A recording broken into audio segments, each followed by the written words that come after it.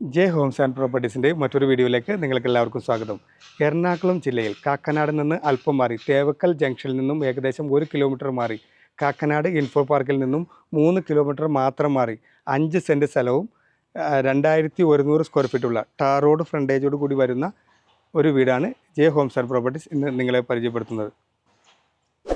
ഈ വീടിൻ്റെ മറ്റുള്ള വിശേഷങ്ങളിലേക്ക് കടക്കുന്നതിന് മുമ്പ് ഈ ചാനൽ നിങ്ങൾ ആദ്യമായിട്ടാണ് കാണുന്നതെങ്കിൽ ചാനൽ സബ്സ്ക്രൈബ് ചെയ്യാനും താഴെ കാണുന്ന ബെൽ ബട്ടൺ അമർത്താനും മറക്കരുത്.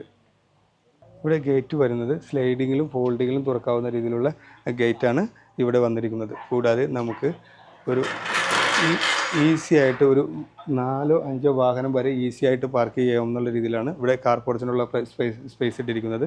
ഇവിടെ നമുക്ക് ഏകദേശം 2 വണ്ടി അവിടെയും കൂടാതെ നമുക്ക് ഇവിടെയും ഒരു 2-3 വണ്ടി ഇവിടെയും പാർക്ക് ചെയ്യാവുന്ന മൊത്തം 5 വണ്ടി ഈസിയായി പാർക്ക് ചെയ്യാവുന്ന രീതിയിലാണ് ഇവിടെ കാർ പോർച്ചിനുള്ള സ്പേസ് ഇവിടെ നൽകിയിരിക്കുന്നത്.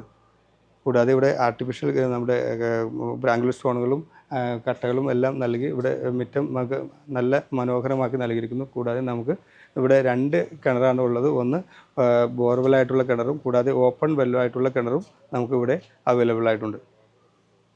ഇവിടെ സിറ്റ് ഔട്ട് വരുന്നത് നല്ല വലുപ്പത്തിലാണ്, നല്ല ഫുൾ ലെങ്ത്തിൽ, നല്ല എത്ര ഒരു 8-10 പേർക്ക് ഈസി ആയിരിക്കും ഇരിക്കാവുന്ന രീതിയിലുള്ള നല്ല ഫുൾ ലെങ്ത്തിലാണ് ഇവിടെ സിറ്റ് ഔട്ടിനുള്ള പ്രൊവിഷൻ നൽകിയിരിക്കുന്നത്. ഇവിടെ ഡോറ് വരുന്നത് 2 പാളിയിൽ തിരുത്ത നല്ല തേക്കിലാണ് ഇവിടെ ഡോറ് നിർമ്മിച്ചിരിക്കുന്നത്. നല്ല ഡിസൈനും കാര്യങ്ങളൊക്കെ ഡോറിന് നൽകി ഭംഗിയാക്കി ഇവിടെ നൽകിയിരിക്കുന്നു.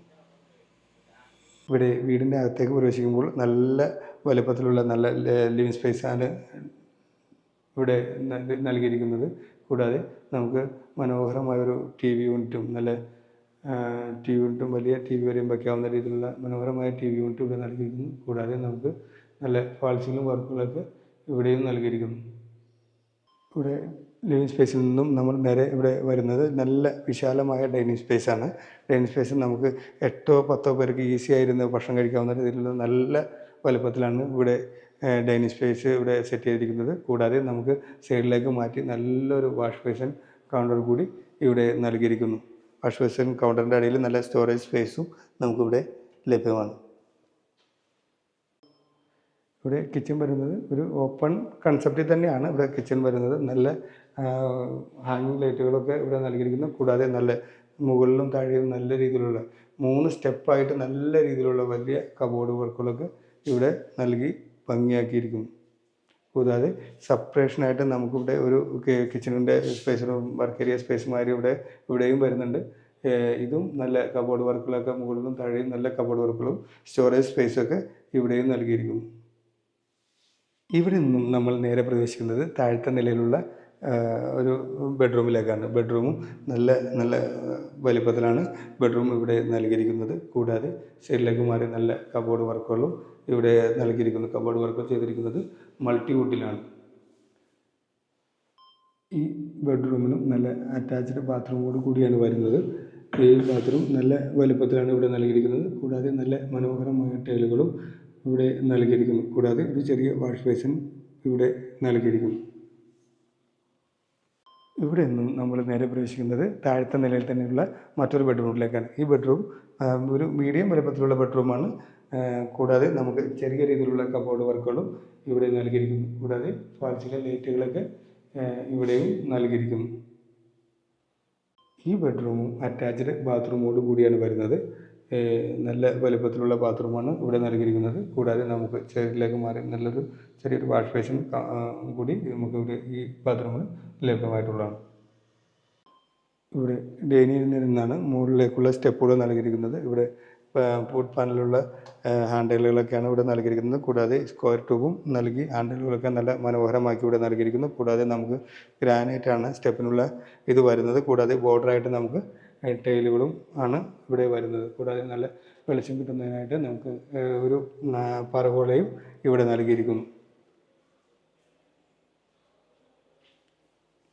സ്റ്റെപ്പ് കയറി നമ്മൾ മുകളിലെത്തുമ്പോൾ നല്ല ഫുൾ ലെങ്ത്തിലായിട്ട് നല്ല ഹാൾ രീതിയിലുള്ള നല്ലൊരു അപ്പർ ലിവിങ് ഏരിയയാണ് നമുക്കിവിടെ നൽകിയിരിക്കുന്നത്.